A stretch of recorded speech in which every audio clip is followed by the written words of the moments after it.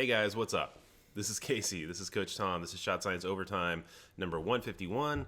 And we want to thank you guys for showing up for our live show today. We want to also remind you that this is not a regular Shot Science tutorial video. This is our hour-long live show where we try to meet with you guys and answer some questions, give you a topic that we think is going to help you become a better basketball player, take your skills to the next level, and just be here for you guys. So if this is not your thing, don't worry about it. Go check out one of our other videos, and we'll catch you on the next one. Yeah. But what we want you guys to do while we're talking about our first topic up top is send us your questions. It can be anything basketball related. Sure. Shooting, passing, dribbling, defense, coaching, talking to your coach, working on your athletic conditioning and athleticism, and whatever it is. Send those questions to us, and we'll do our best to answer them for you, and listen to our topic. Yep.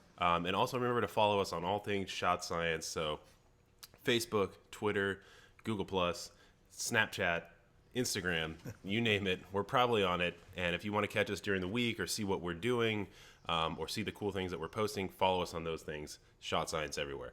Okay, so our topic for today is the 3 most important skills to work on this summer. And so these are some tips that we really hope you guys take to heart and make yourself better while you have this off-season time to work on it. Right. Well, one of the problems that a lot of people have is during the summertime when you've got probably a lot more free time, you don't really have yourself very organized, and it is what you need to do. Yeah. One of the things that we think is really important is to focus on 3 of the most important elements of basketball, and those are these. Number 1, you need to take and work on your ball skills. And those ball skills, too often we're not very good with our offhand, and as a result, we are kind of in limbo in being able to be an effective player. So you need to work on your offhand. You need to work on all the different kinds of dribbles so that you can control and manipulate the basketball. Important skills for us to remember. Go ahead. Well, I was also going to say is that a lot of times, and I know you've talked about this before, is that ball handling and ball skills kind of occasionally gets pushed to the back because there's not like an immediate payoff. Like if you shoot a basketball and it goes through the rim and you make it, that's really satisfying. Right. But when you're working on your ball handling skills, it's like that. There's no instant payoff. It's not like, oh, I dribbled it 5 times. I feel so good about myself. Yeah. It really is one of those things you have to put in a lot of work to really get the payoff on it. Exactly right. And so you have to realize that you're investing when you're working on something like that. But the payoff is huge because we talk about this all the time too, is that if you have a weakness, it will be exploited. Yeah. And if you can't put the ball on the floor and create space that way, you will not be able to get your shot off. You will not be able to be an effective offensive player. Exactly. Because people will take it from you. Yeah. Right? Exactly right. So you have to have it. Well, and then when we're working on it, we have to remember this. Don't cheat yourself by not putting enough time into your weekend. One of the things that we have is a drill we call the 5-and-3 drill.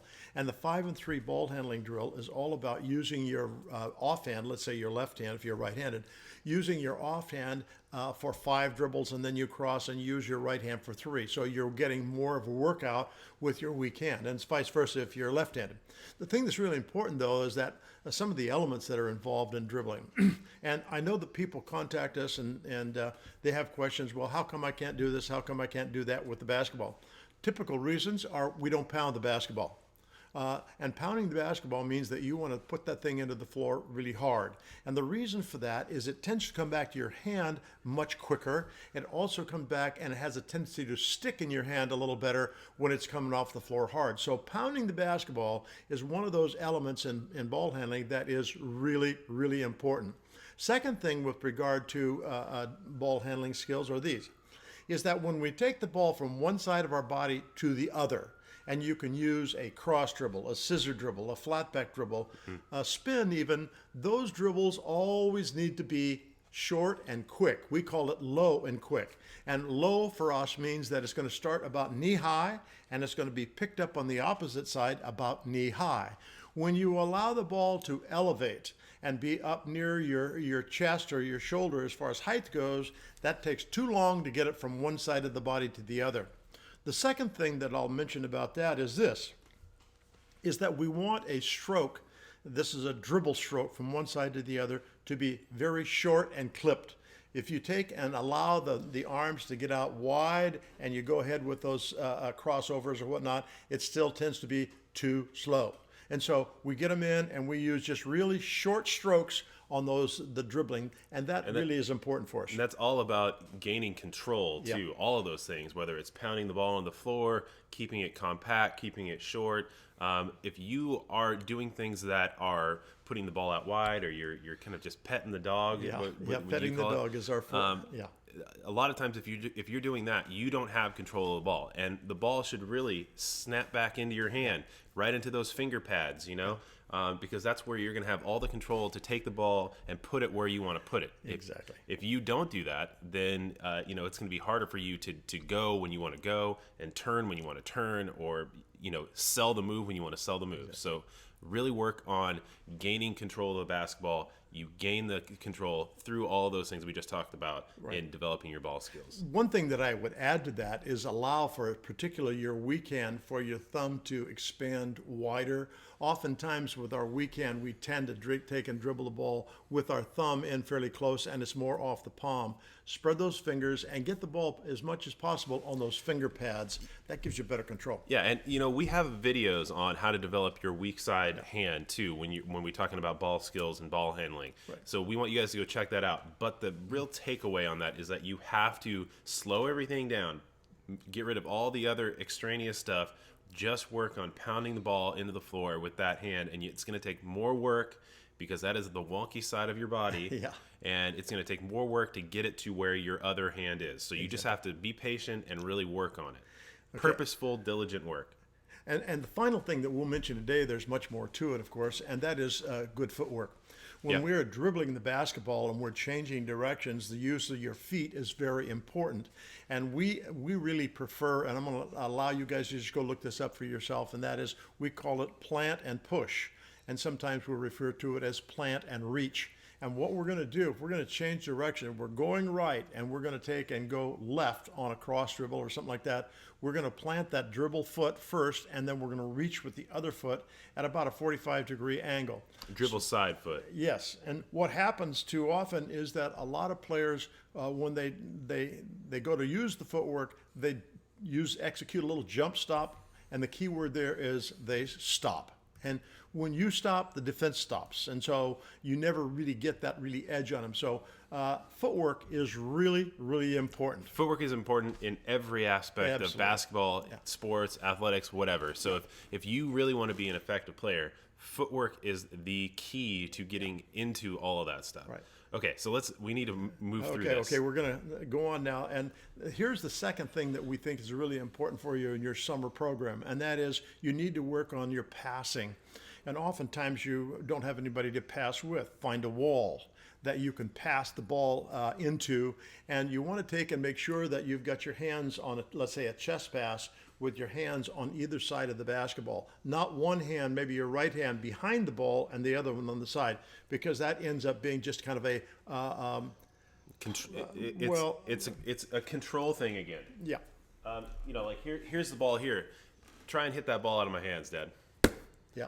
If I'm squeezing it like this, that defender can come and smack the ball all around it that he wants to, and it's not coming out of my hands. If I just have like one hand back here, I mean, I was actually holding the ball, and you barely even hit it. Yeah, it fell right out. So if you were squeezing the ball like that, you're going to have control. And if you're passing it as a chest pass like that, you're going to have control of it as well, because you're going to have even distribution across the ball. Exactly. And the other thing is a lot of times you guys will see NBA players, especially occasionally the guys in the college, definitely the guys that play the street ball stuff, you will see them do these one-handed passes, one-handed little scoop, flip passes and stuff. Mm-hmm. And those are really awesome and cool when they work out. The problem is that they don't really always work out very well. And also, they also are, you can't pull them back either. Yeah. So you start to pass with one of those hands. As soon as you're starting to let it go, it's pretty much determined that you're going to let go of that ball. Right. With the ball like that and the two-handed chest pass,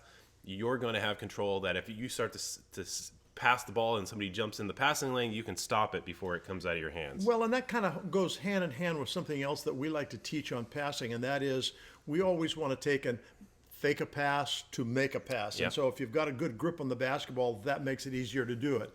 If I want to pass the ball to, let's say, the wing, and the guy is really cheating on that, I maybe fake that pass into the post. and he ducks in trying to take it, and then that passing lane opens up, and so we're able to throw it if we have good control of the basketball. Yeah, so go watch our video on fake a pass to make a pass, because we demonstrate to you exactly how that looks. Exactly. And it's all about misdirection and getting that defender off balance and doing something that they don't want to do. Yeah. So check that out. All right. Any more stuff on that? Yeah, a couple of things. We could probably go on for half an hour on the different kinds of passes that you ought to be able to execute, but we're just the basic ones. So the next one would probably be the bounce pass. And we're not going to take and spend a whole bunch of time on what you need to do, but more the overhead pass and then probably the post feed. Those are the basic passes in basketball. Here's the one thing I think on the bounce pass that I know it takes a lot of time for players to figure out is that you need to send that ball out 2/3 of the way to the person and have it bounce 2/3 of the way between you guys. Right. It shouldn't bounce directly in between. Exactly. When you hit it out there 2/3 of the way to them, then it's going to be harder for it to be picked off by the defense, and it's going to get there quicker, and it's going to come up right at about their waist. Exactly right. And that's one of those things that I don't know if it's always taught right away, but when you do a bounce pass, it should be sent out 2/3 of the distance between you guys. Yeah, absolutely. And when it comes to passing in the post, figure that out. Yeah. Because that can be a big deal, not only for your team as an opportunity getting into that guy,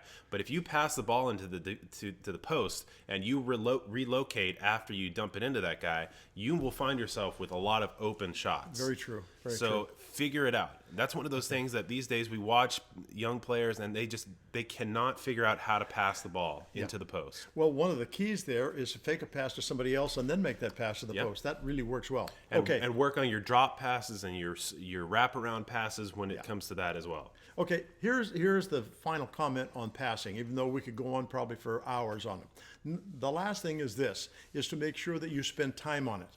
And how much time? I would take and spend time on your passing probably 10, 15 minutes a day.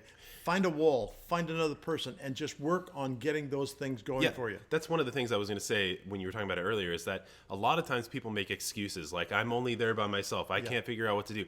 You have to make it happen and figure it out. It is, you have a mind. You can be creative.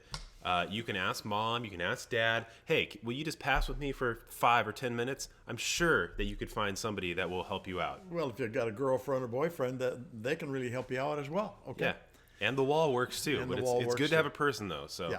Okay. And so the final thing that is really important in your summer workout schedule is number 3 is that you want to take and develop an effective shot. Okay. Too often. And this might sound super obvious, but this is something that people don't really work on the right way. Yes. And so the thing that we want to really do is make sure that your stroke mechanics or elements of your shot are effective. Yep. How are you going to know? Well, some people call and they say, well, I shoot with 2 hands, or they send us notes. Some will say, my elbow flies out when I shoot it. Well, if you're knowing that those things are going on, then it's time for you to fix them. And where do you find out? If you go to our videos, you will find tutorials on all of that information regarding shooting.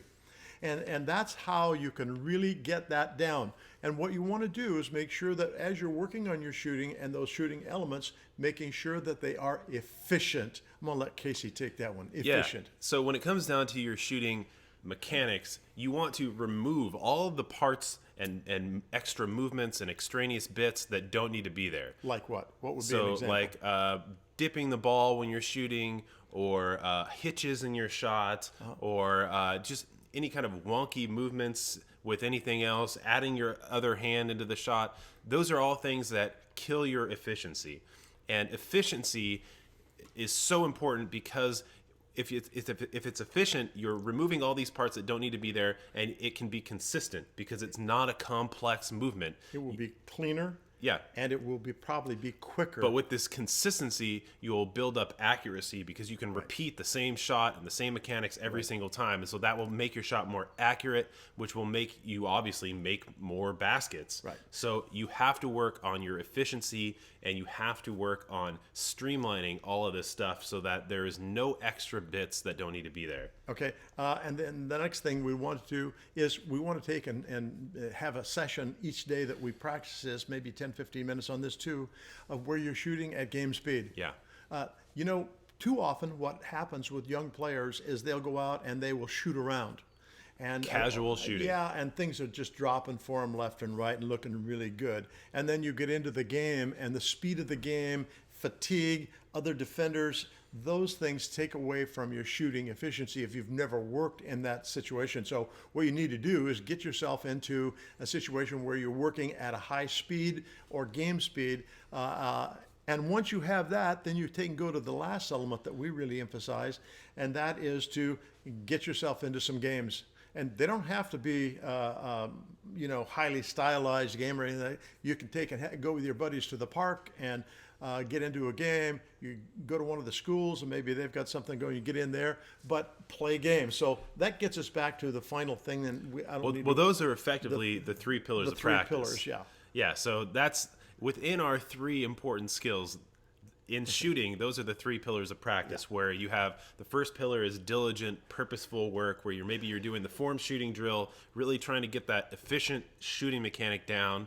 And then the second pillar of that being that you are working at game speed, game intensity. And so you're adding in all the variables of stepping onto the court during an actual game. You're playing at the speed and intensity of the game and working on your shooting at that speed and intensity. And then the third being getting actual game experience, so that you're out there on the playground or playing for a traveling team or school team or whatever, and you're getting the experience so that when you actually step into a game that's maybe has more importance surrounding it, and maybe more people there or more pressure or whatever it is, that you feel confident in executing because you've done it so many times and you've been there before. So those are the 3 pillars within our 3 skills. So that's the formula that we would recommend for you for the summer. And I would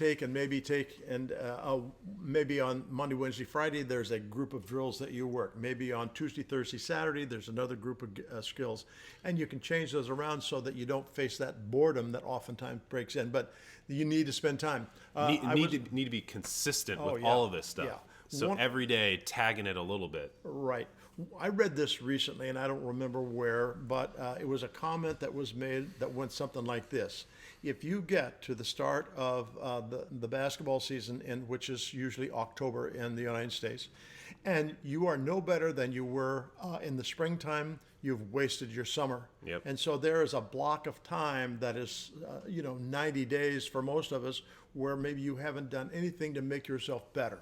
And that's important for you to remember, is that we only get better when we work at it. And if you want to get better, then you have to kind of make the most of the time that you have. Exactly right. Okay, so do we feel good about that? We're ready. Okay. All right. So hopefully those are kind of some tips that we've worked with tons of people on this stuff, and those are the things that we think are extremely important. Right. They may sound somewhat obvious, but people don't address them the right way. Well, and I think sometimes players go to wherever they're going to practice, and then, what should I do today? They don't have a practice plan. Yeah. And that's something I think it really helps you, is if you take and jot down, okay, this is what I'm going to work on today, maybe 3 or 4 or 5 items, and that's what you do, and pretty soon the next day you've got another set of things you're going to work on, and you take and spread them out like that, and then interchange different things so that you don't face boredom so much. But boy, a plan in your hand is really priceless. Yeah, and so you need to be purposeful and really kind of approach your practice with some thoughts. Yeah. Because if you don't, then it's it's basically doing the casual shoot around, which will not prepare you for the game. That won't get you ready, though. Okay, so thank you guys for listening to our topic for the day. We really hope that it helps you. While we were doing that, we were getting questions from you guys, so please keep sending us questions in the comments section here. If you want to reach out to us, you can reach us on the comments, or you can send us a tweet, and we will be sure to answer as many of those questions as we possibly can. And also, we want to ask you guys to, why don't we call it the question of the day? What is our question of the day every time we meet? Where are you from? We want you to take and tell us that you are from New York, or you're from Florida, or you're from Central America, or wherever. Let us know where you're from. Yeah. That is always so much interesting to us. Yeah, we are here in Santa Cruz, California, and so we want to know where you guys are in the world joining us today. So let us know, and we'll shout out a couple of you guys while we go through these. But send us your questions. Follow us on all of our social media stuff. We're Shot Science on everything. We do different things in different places. So on Facebook, we're doing really cool things. On Snapchat, you'll find us doing the cool things there. Instagram, whatever. We're on everything. We are Shot Science. Okay? Okay, so let's jump into some of these questions here. Oh, well, Miguel, I guess, is from the Philippines. Amin Dawo is from London. Newton Nguyen is from Canada. Johnson Gaming is from East Idaho. Jay Dawson is from Detroit. There was somebody there from the paint, huh? Yeah, somebody's VG Studios is in the paint. Okay. Okay, so let's jump into some questions, but you guys can keep telling us where you're from, and we'll keep hitting you guys back a couple times. Let's see here. Casey Victor's asking drills for big men. Well, you know, this kind of is a wider spectrum here in this question than you might think. We really believe and teach that there's no such drill maybe for big men other than learning a few moves at that particular position. First of all, what you want to do is develop your ball skills to be a basketball player. Yeah. And a basketball player means that you're working on the things that we've talked about today, which is shooting, passing, and dribbling. And so that is really very important. If you want to know about some of the moves that we would recommend for post players, go to our YouTube channel and you'll see, that's in a shooting list, I think, isn't it, Casey? Or a playlist. Playlist, I'm sorry. And it's on shooting, and you'll be able, or post play, yeah. And you'll be able to get some idea there of the things that we like to teach. Yeah, but it's really important of what you said when we talk about being an all-around versatile basketball player. When we see people saying, I'm a point guard, what do I need to do? I'm a blah, blah, blah, what do I need to do? We hate to see that because the thing is that your coach will assign your position on whatever team you're on. The way that you make yourself a more valuable player is to be good at doing everything. So you should be able to do post moves. Doesn't matter if you're 5'1" and you are always constantly stuck at the point guard. You should be able to do post moves. You should be able to rebound. You should be able to play defense. And on the other end of the spectrum, if you're 7'4", you should be able to handle the basketball. You should be able to step out on the perimeter and take a shot. You should be able to move without the basketball. You should be able to make free throws. All of these things are important in being a basketball player. And if you can do those things at any position, then coaches will love to have you because they can use you in different kind of sets, different orientations. They can put you in if somebody is not working. I mean, there's so many ways that makes you more valuable. So do that. Don't just be the person that says, I'm a center or I'm a post player and that's all you do, because that type of basketball player is going away. Yes. So don't do that. Okay, here's one from Ball is Life 7743 who says, what are some different conditioning things we can do in the off season? Good question. Probably our biggest advice would be to go check out our vertical jump videos.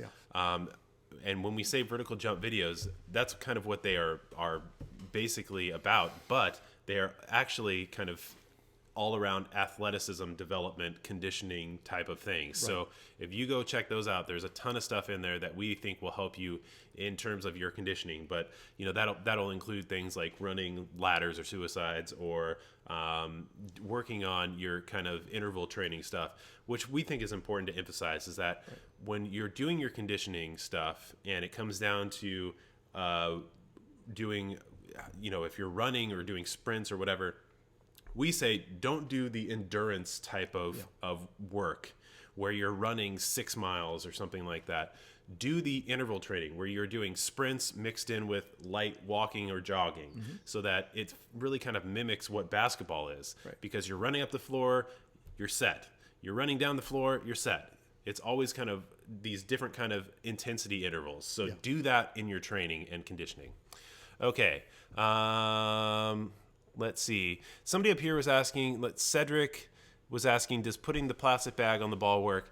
That's just one of those kind of, I won't call it a gimmick, but it's one of those things where people are trying to add a variable or add in some complexity to their ball handling. Sure, it probably has some kind of benefit to it if you want to do that, but we are big proponents in not using kind of these aid type of things. Use a basketball and you will be able to get to the same point if you were doing that as well. Right. And, we kind of feel the same way about using gloves. I saw Yeah. recently a young fellow that had these huge gloves, and he was dribbling the basketball. And for the life of me, I don't know how that is going to improve his feel for the basketball. Yeah. What really improves your feel is having that finger contact with the basketball while you're dribbling it. And that's really important, I think, in ball control. Yeah, I mean, there's a ton of gimmicky stuff out there, and we're not calling anybody out on that stuff. But the thing is, you have to be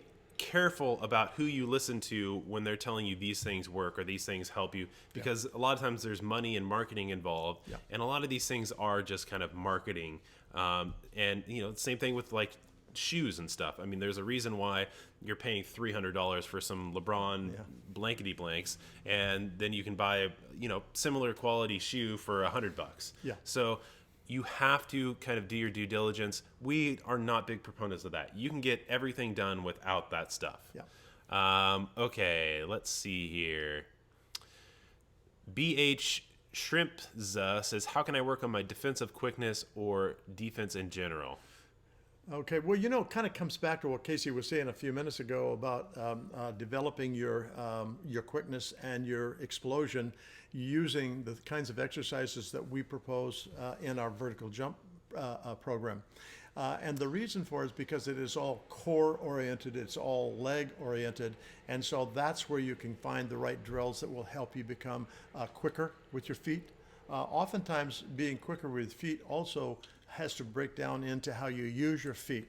Some people, when they are shuffling, they'll bring the feet together and then out and then together and out. When your feet come together like that, what happens is that you begin to become more upright. And so when you are shuffling, your feet should not come together. And that allows you to have better control, better balance as well. That's the inchworm effect. You don't want to do that because you're putting your center of gravity high, low, high, low, high, low, and it's not efficient or quick. Yep. And so again, work on your footwork on that stuff. And also, there's a ton of things that you can do to work on your defensive slides and stuff. We're big proponents of the step drag. So work on that, and you can go, diagonal, 3 steps, and then pivot, diagonal 3 steps. I mean, you do that at every basketball camp you'll ever go to. Do that. Check out our Defense 101. We think that's really helpful. That's a good place to start. Yep. Let's see. Aaron Akpinar says, what can I do to improve my Euro step? Again, it's footwork. Well, it is, and it's practice. Yep. Anything that we learn to do in the game of basketball, and I don't care what it is with our feet, that is just through repetition, and then challenge yourself. And by challenging yourself, we're talking about take it to the court. And pretty soon you find, oh, that works. Oh, well, that didn't work. I wonder what happened. So you start to think about it. Oh, maybe if I would do this, then that would be more effective. And so you kind of work it out for yourself. But, you probably, if you understand the Euro step, you already understand what the footwork is for getting that done. And then it's a matter of practice after that. Yeah, so slow everything down. Yeah. And work on adding in all the different elements at a very slow pace. Yeah. Too many people just try to go out there and go full speed and make it happen, and that just doesn't work, and it's not a good way to build the foundation for that stuff. Right. Any footwork related thing. Let's see here. Aaron is also asking, what do we think about the Euro step? Well, when I was playing in junior high and high school and stuff, that was a travel. Yeah. It was not allowed. But, it's one of those things that has evolved, and it's part of basketball now. And it really is one of those creating space tools. So it's a hard one to officiate, too. And I was reading an article about 4 or 5 months ago where they were talking about how they were going to administer this, officials to administer the Euro step, because many of them felt like it was a travel, while others would take and figure it's not a travel because of how you use your feet. And so, like Casey says, that's still an evolution. Yeah. Let's see here. Well, let us know what you guys think about the Euro step. I mean, then we like to hear back from you guys on that. Let's see here. Nate Duran says, how do you gain confidence in your shot? Okay. That's a great question. And one of the things that you have to remember is that when we don't have confidence in something that we're doing, we fear the result. Okay, and so that's a fear that we have to overcome. How do you overcome it? Well, first thing you want to do is have preparation. There's a saying that John Wooden put forward, we used, I think, last week, and that is, if you lack confidence in doing something, it's because you have not prepared yourself for that situation. And so preparation can help you overcome that. And so I would say this: if you have some fear of whether, dribbling, shooting, whatever, it's because you don't trust yourself. If you don't trust yourself, then you've got to get back to preparation. And preparation is all about practice, practice, and more practice. Yeah, and we talk about if you have a lack of confidence in your skills, you're going to have a lack of confidence in your execution. Sure. So you have to really, and it goes back to the three pillars of practice. If you work on those three pillars and you're consistent with it, you will start to gain confidence in yourself, because you'll see that you can make those things happen no matter what setting you step out into. And here's another one from a basketball player who was saying a similar thing, or asking a similar thing, who said that their biggest problem was becoming a scorer. What's your advice for people that aren't confident with going in for a shot after beating their man? And that's one of those things where you have to practice those scenarios. Yes. And you've done the hard part, which is beating your man off the dribble, and now you have to really focus on the finish and put the ball in the basket. Right. We've got a video that has that title. And if you go to our YouTube channel, you'll be able to find it. It is Finishes at the Rim.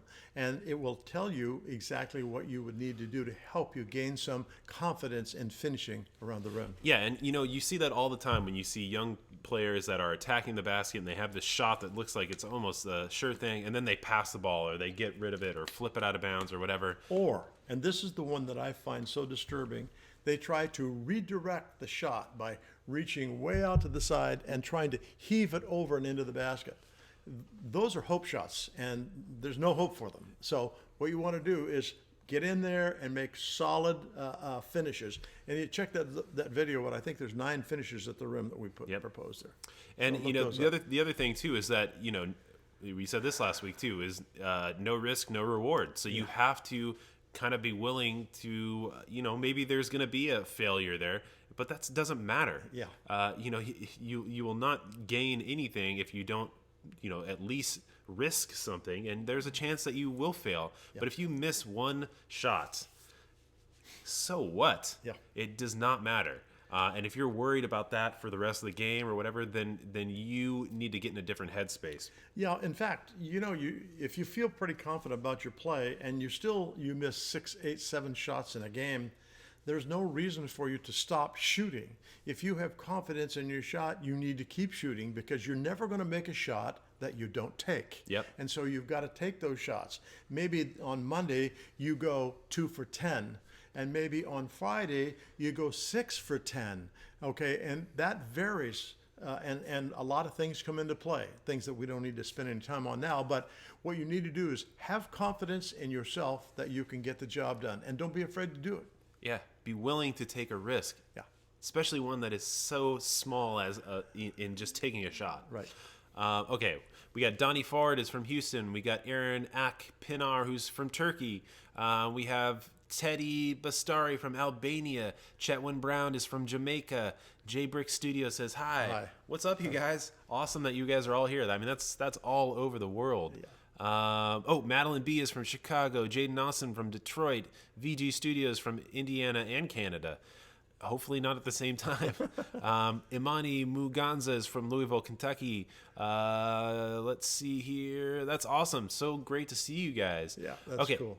Chetwin Brown is asking 3-pointers tips. Do you have some tips on 3-pointers?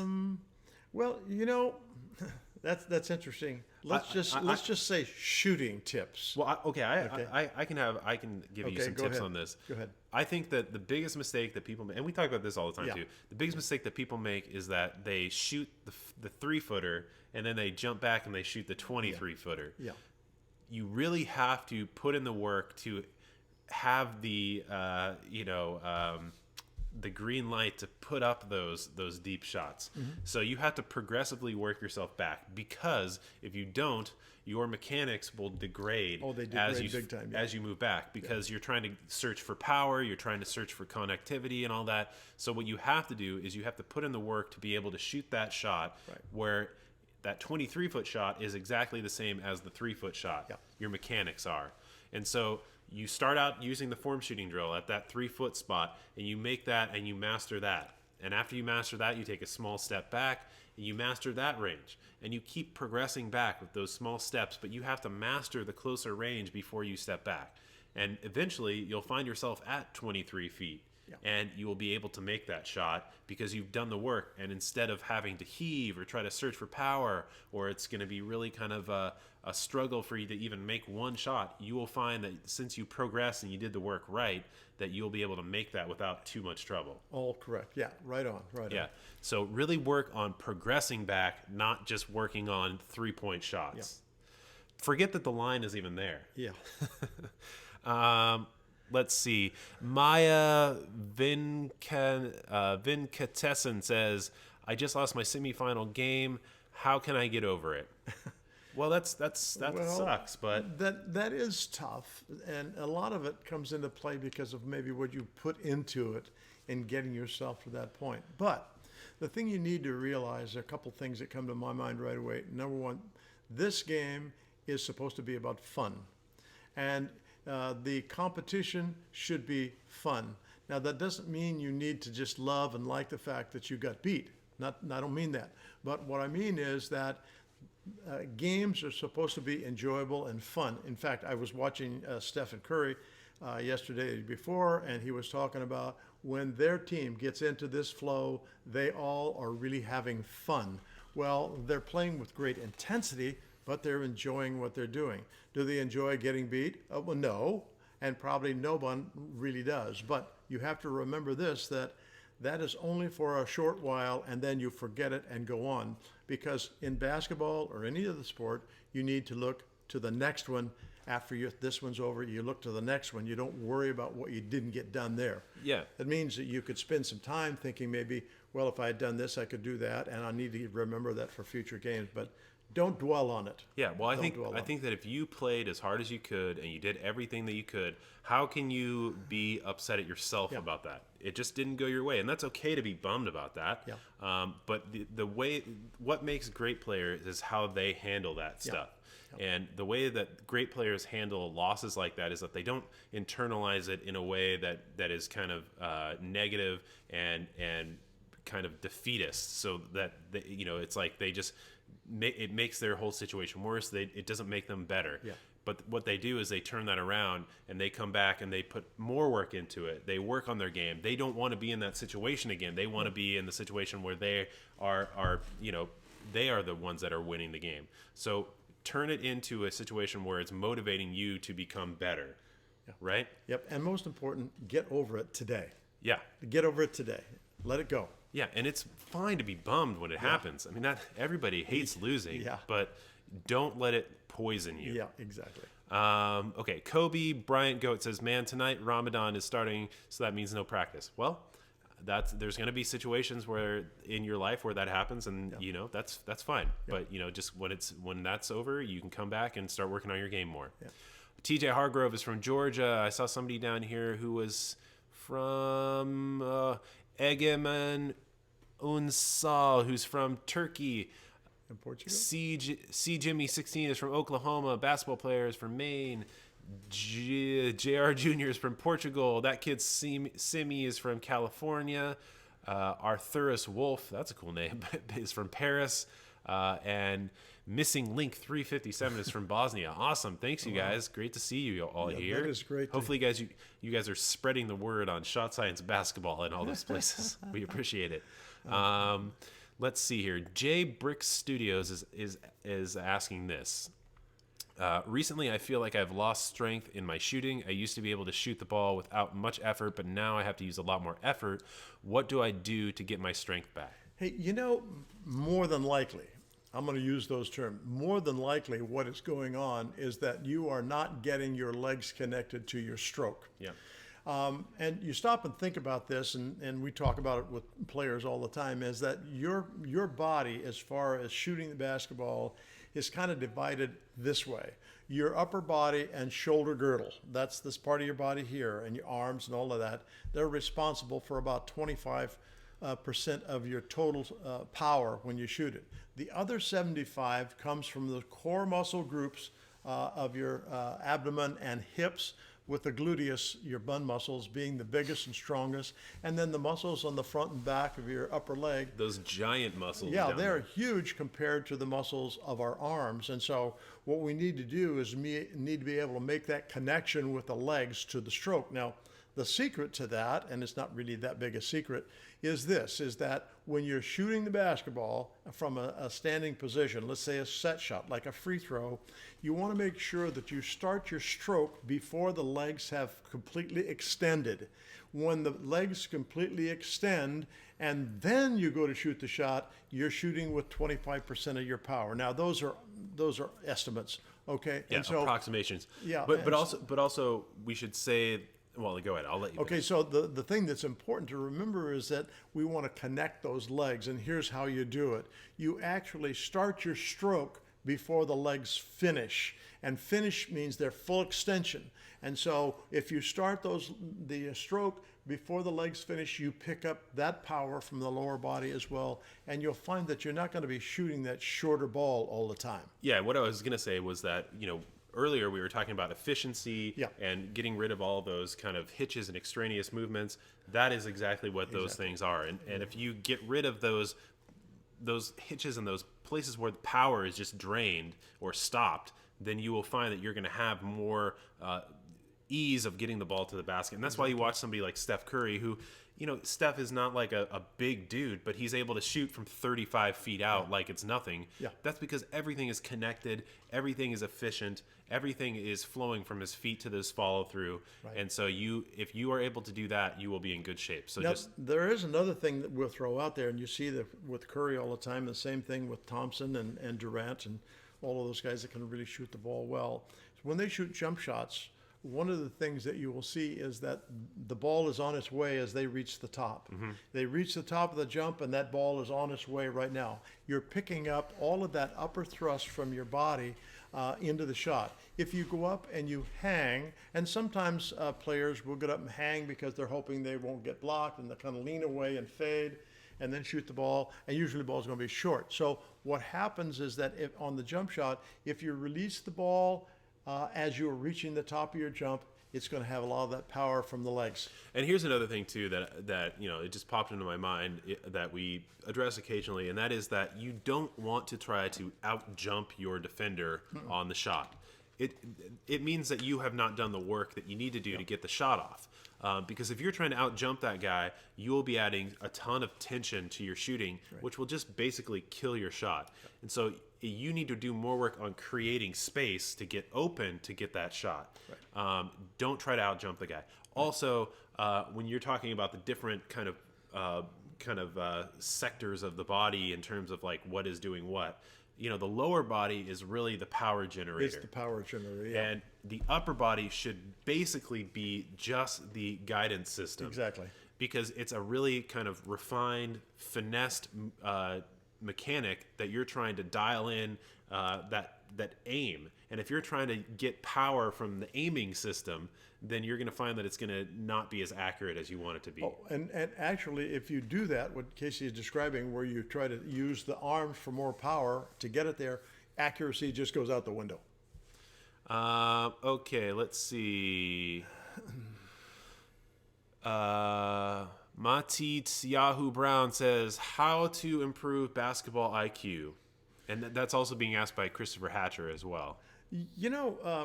Basketball IQ is something that we acquire through playing mostly or watching. One of the things that you'll find that is if you go out and you play pickup games, or you have school games, or you have club team games and whatnot, and as you play, you see things develop on the floor that can make an impression upon you, and that helps to improve your basketball IQ.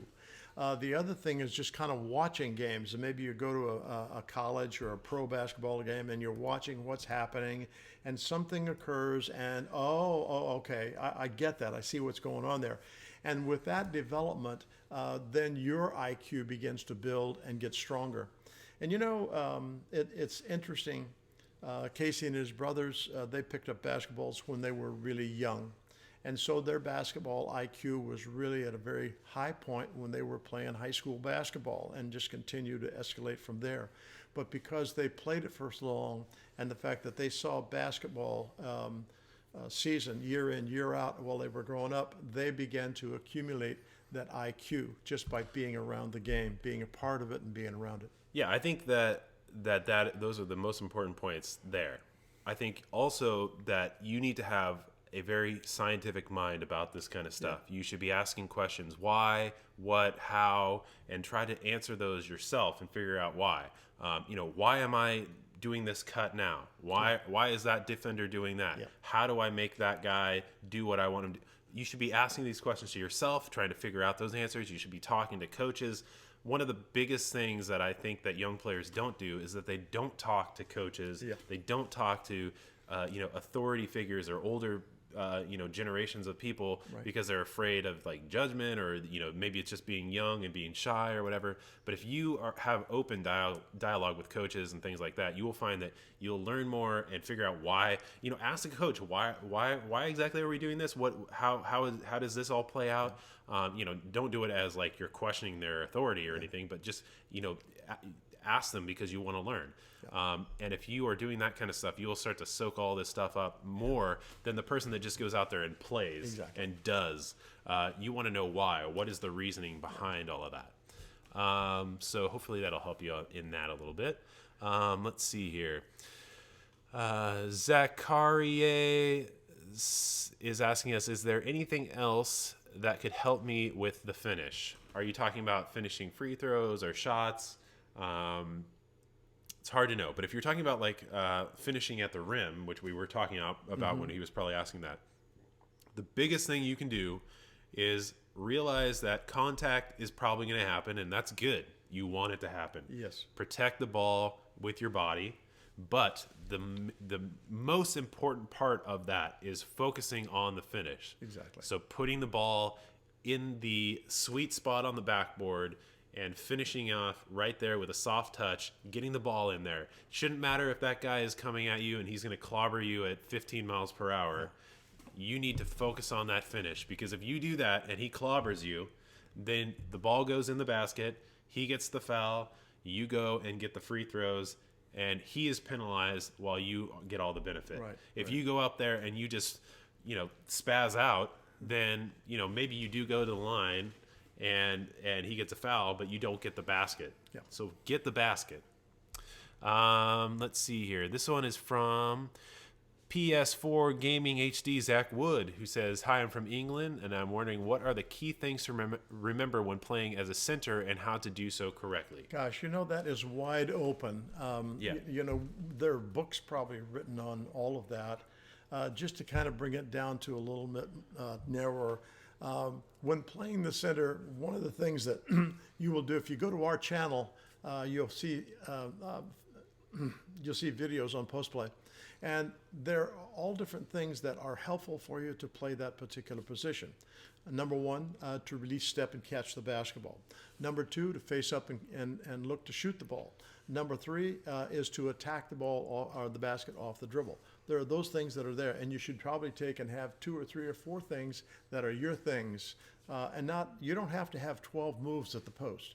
You have to have 2 or 3 that are pretty good, and then a couple of counter moves. Okay. Yeah, and I think that also you want to do all the things that are important as being a basketball player, because they still hold true as a center. Exactly. You want to be moving without the ball. You want to be flashing. You want to be setting screens. You want to be rebounding and getting in position. You want to be assertive and aggressive in terms of getting the ball and putting it in the basket. I mean, there is no like key mantra of centers. No. It's really like you need to be doing these different things, because one of the things that you should never be doing is just standing in one place. Yep.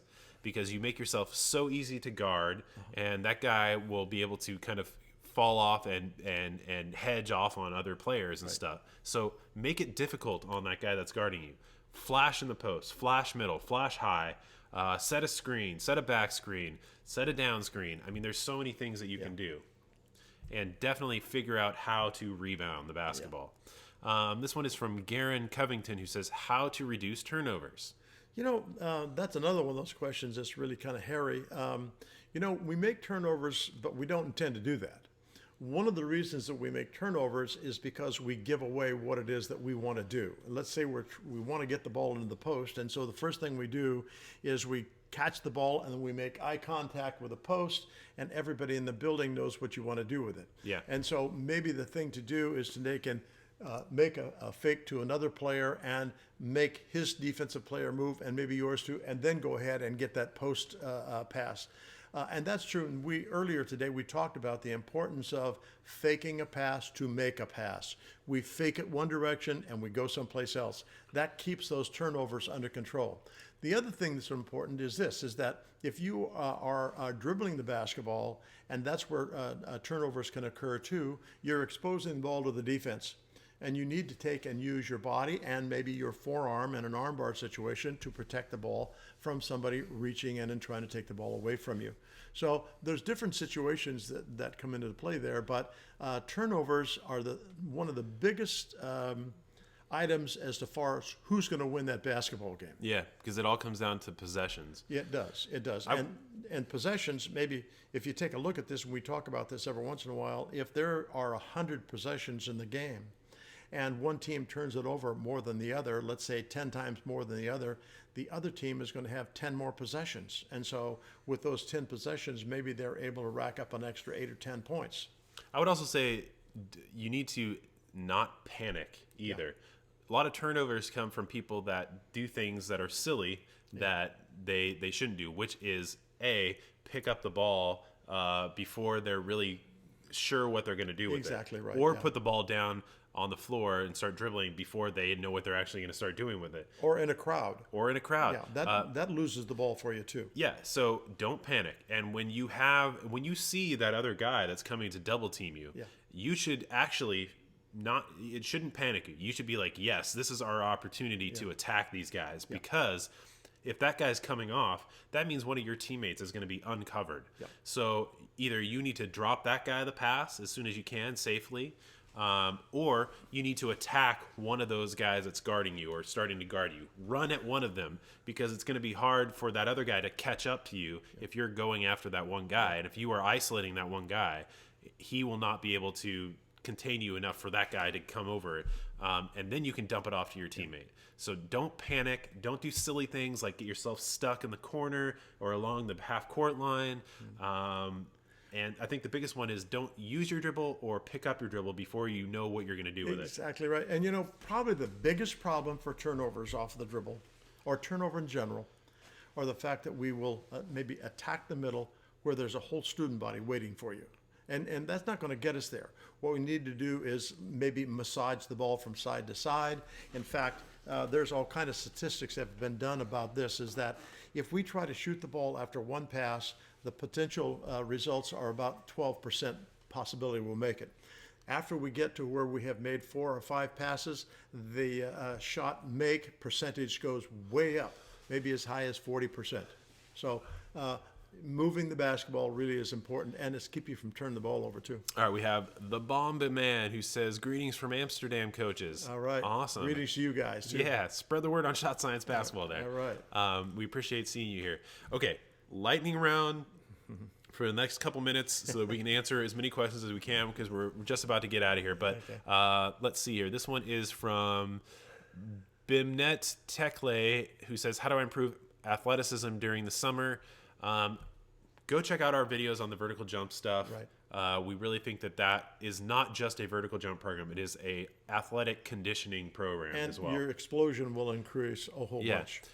Splash Gaming 30 is asking, how do I attack a 2-3 zone? Oh, gosh. There's books on that one, too. Individually attacking, move the basketball, attack seams, and try to, and maybe maybe you can set a few screens here and there too. Years ago, nobody set screens on zones, but that's become more likely today. Yeah, attack the gaps, I think, is the biggest one. Attack the gaps. Draw the defense, and then you can dump it off to open guys. Yeah. Eddie Morales asks, how do you increase your vertical? Go check out our vertical jump videos and the vertical jump handbook. That will give you all of our answers on that one. Jason Ming says, moving the basketball is really important. Yeah. Super Exactly. important. Exactly. Zeno says, I'm from Amsterdam too. We got All right. contingent in Amsterdam Yeah, now. All right. great. Let's see here. Good Baller says, what should I invest my time more on, in your opinion, pickup games or skill work? Hey, as we've talked before, I'll let Casey handle this. But No, you can go. You can handle it. Okay. Skill work is something that you cannot avoid. If you do, you're not ever going to be very good. If you go back and you watch earlier today, you'll hear our thoughts on what we call the 3 pillars. And those 3 pillars Pillars of practice. They are about how you need to practice to get better. Okay, and just go back and just kind of look at that. It was probably in the first 5 minutes or so. And when you do that, then maybe that will help to make some sense on how you should practice. Yeah. Wait, what was that question again? What should you work on? Okay, here's the thing. You have to have a good balance of both, I think. Yeah, yep. You have to work on your skill development, and you have to get the experience playing. Exactly. So you do both. Yeah. And we can't tell each player how much time they should invest in anything because we aren't working directly with you in person. So it's hard for us to say, do this and do this in this amount and you'll be good, because we don't know you. You have to, one of the things that we tell everybody is that you have to become your own best coach. You should be getting a feel of what's working for you, how you're progressing. If something isn't working, don't do that. Do it a different way. So you really need to kind of get a feel on what is working for you. Right. We can help answer questions as well as we can, but we can't tell you this is how much you should do this to get better, because we don't know you personally. Okay, let's answer a couple more here. Daniel Vogt is asking, how do I impress my school's coach during tryouts? Oh, we have got a video, in fact, Several of videos yeah. On that particular topic, and I think the title is How to Make the Team. Yep. And look those up. You'll find that interesting. Yeah, there's tons of information that comes directly from coaches that have had to have tryouts. Exactly. And we've talked to many different coaches and players. Those are the things that you have control of in the short term. Right. This is nothing to do with skill development, which is the long term, which you should already really have developed. These are things that help you stand out no matter what, that you can turn on in a day's time. Okay, let's see here. This one is from Eddie Morales, who says, how do I improve passing during fast break situations? Again, don't panic. Well, yeah, and don't try to force the basketball. Yeah. Oftentimes we really work hard in getting the ball to people when they're not really open. So you have to learn to have a bit of patience, and that keeps you from throwing that basketball away. Just having a little patience. And you don't be afraid to do a jump stop. Yeah. Don't be afraid to do a shot or pass fake. Pull the ball out and get everybody set up. It's okay to do that stuff. Yeah. Okay. Beast Mode is saying, what are the best drills for getting past someone with the rock? Go check out our dribble attack video series, and we got a ton of stuff on that. Let's see here. Zachariah is asking, how do I lose the fear of taking the shot? I mean, like losing the fear to get over the turnover. Go check out our video last week. I think we talked about that last week, about how not to have fear shooting. Yeah. Okay, let's do 2 more quick ones in this lightning round. Let's see here. Bimnet is asking, do you believe powerlifting is necessary for some basketball players? No. We are not big proponents of especially young people, young athletes doing any kind of like weighted resistance training, right? Because the real problem here is that people think that they're going to go in there, they're going to start doing bench press and squats and all that, and it's going to suddenly change their game. Right. That is not how that stuff works. as a young player, you are much better off working on your skill development than you are working on developing your body into, in terms of strength. Right. So, if it comes down to you spending an hour a day in the gym working out on weights or an hour in the gym working out on your skill development, we say skill development every single time. Yeah, absolutely. Because that is what is going to make you a player that gets to play at the next level of everything that you do. It's not that you are able to squat 300 pounds. Well, those kinds of heavy weight training and whatnot are more oriented toward football, which is a much more physical, strength-oriented game. Whereas in basketball, you want really quick, lithe muscles that are going to react quickly and allow you to move. Well, the thing is that basketball is so skill heavy in terms of requirement. You have to have the skill to shoot, pass, dribble, all these things. It takes time to develop that. True. And if you're working on developing your muscles, that's great, but that's taking away from the time that you could be doing these things. Right. When you become a player at the higher levels, like in college or in pro leagues or in the NBA or whatever, you will have time to do that kind of stuff. And that's when it becomes more of a requirement. In high school, there's not too much that you can do, especially in that time period where you can become just a yoked out basketball player. And to tell you the truth, most of the guys that I played with and against that spent more time in the gym than the other guys, they were not the guys that were the great players. The great players were always the guys that worked on their skill development. And weight training and all that is not a pill to make you a better player. You have to do the actual work on developing your skills, and we think investing your time into that is much more important. Okay, last question. Let's see here.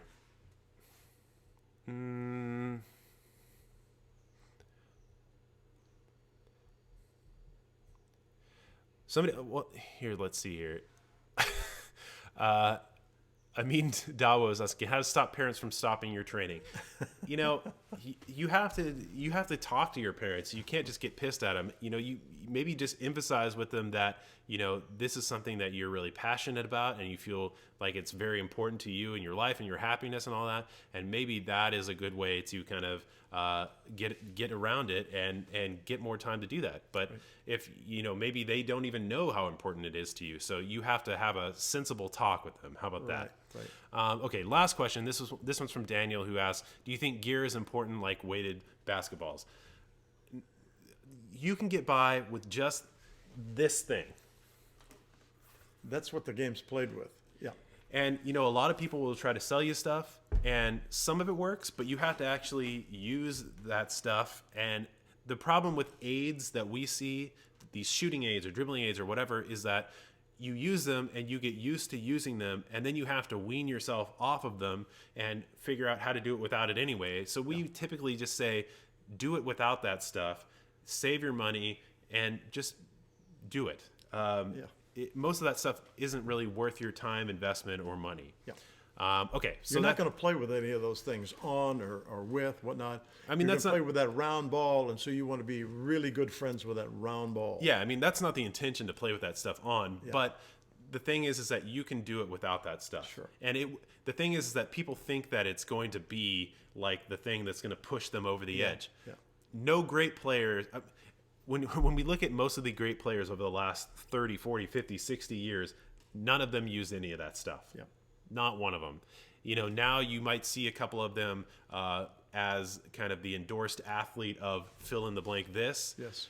That's because they're getting paid to do it. Maybe it works. Maybe they feel good about it, but their development was not used off of those things. Yeah. So just keep that in mind. And if you guys want to go use that stuff, that's totally fine. Yeah, use it. Yeah. But we are not like big proponents of that stuff. Okay, so that's going to do it for us today, you guys. Thanks so much for being here. If we didn't answer your question, it's not because we don't like you. It's because we just ran out of time. If you want to ask your question again, you can ask us at the next live show, Sunday, 1 p.m. Pacific time. We're usually here. We want to also have you guys go check out all of our social media stuff because we're doing different things in all these different spots. So on Facebook, on Twitter, on Google+, on Instagram, Snapchat, we are Shot Science on every single one of those. And if there's a social platform, we're probably Shot Science on it. So please go follow that stuff and talk to us on those. And do we have anything else? Yeah. Say hello to this person right here. Beatriz Caldeira says hi from Portugal. All right, for Portugal. All right. Yeah. So please, guys, go out and spread the word on Shot Science on all anywhere you are in the world. We really appreciate it. Thank you so much. Yeah. See you next time. We'll see you guys later. Thanks so much.